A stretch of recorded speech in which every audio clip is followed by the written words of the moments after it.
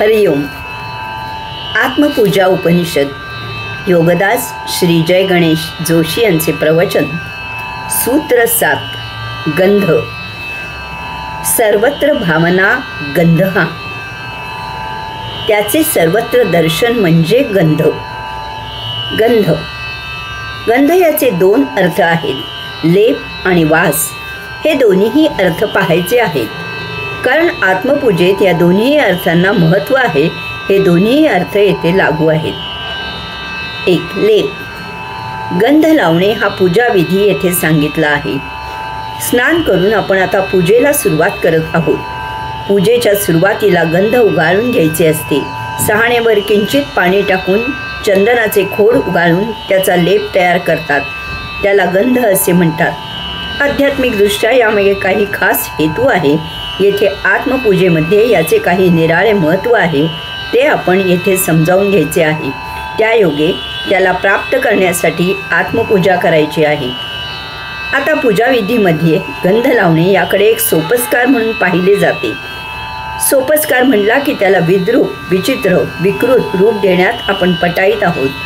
हे असे कालौघात घडते. यामुळे त्यामागील मूळ हेतू काळाच्या पडद्याआड लुप्त होतो आणि एका सुंदर प्रथेचे विडंबन शिल्लक उरते. त्याची चेष्टा मस्करी करण्याइतपत मजल जाते. त्याविरुद्ध वागण्याची उर्मी येते.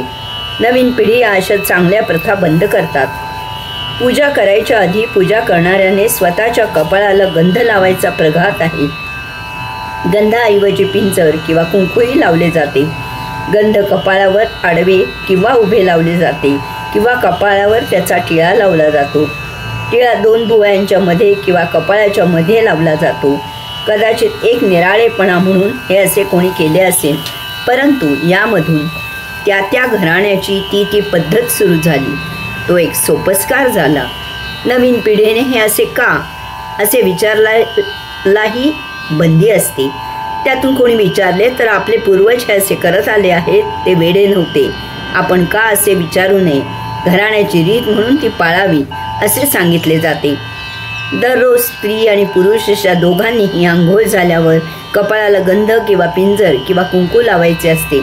परंतु यामागील मूळ हेतू विसरला गेल्यामुळे हा एक सोपस्कार झाला आणि पुढे फक्त पूजा करणाराच गंध लावू लागला आणि पुरुषांनी यामधून आपली सुटका करून घेतली. परंतु कोणत्याही प्रथेच्या बायका शिकार होतात, तशा त्या याही प्रथेच्या शिकार झाल्या. त्यांच्या कपाळी कुंकू कायम करता बसले. त्यातही काळे कुंकू कुमारिकांसाठी आणि लाल कुंकू लग्न झालेल्या बायकांसाठी अशी रंगीत वर्गवारी करण्यात आली. इतकेच काय तर कुंकू हे लग्न झाल्याची खूण म्हणून लावायचे असते असा प्रघात पाडला गेला आणि त्यामुळे नवरा निवर्तला तर कुंकू लावायचे नाही असा दंडक घातला गेला.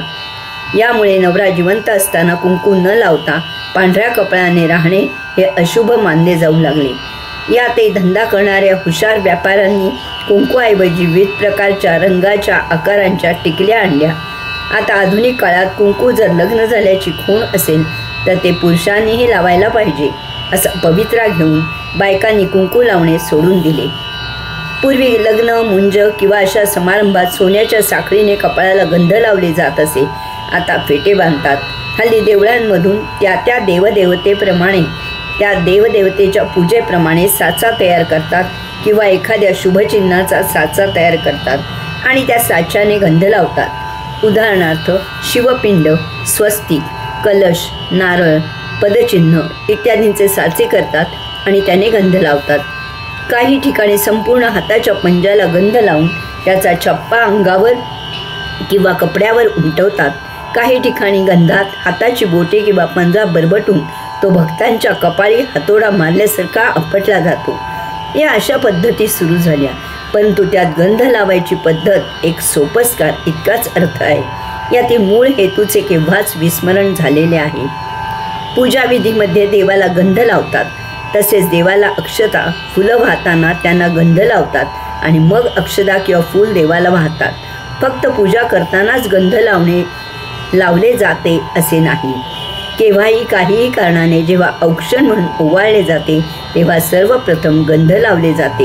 आता 5 सुवासिनींनी ओवाळायची प्रथा पाडली आहे. हा 5 आकडा कोठून आणला कोणास ठाऊक. यात शुचिरभूतपणा, पावित्र्य, मांगल्य म्हणून सुवासिनीच लागतात। इतर वेळी त्यांचा आदर राखायला, त्यांच्याकडे माऊलीच्याच नजरेने पाहायला हे सर्व विसरतात। वास्तवात दररोज सकाळी मुखमार्जन करून उपास्य देवदेवता, आई वडील यांना नमस्कार करावा आणि त्यानंतर पतिपत्नीने एकमेकांना नमस्कार करावा। हे सर्व सोपस्कार म्हणून नव्हे तर आदर, सद्भाव, प्रेम याचे दिवसभर पालन करण्याचे ते एक प्रतीक असावे आणि त्याप्रमाणे त्याचे आचरण असावे। हरिओम।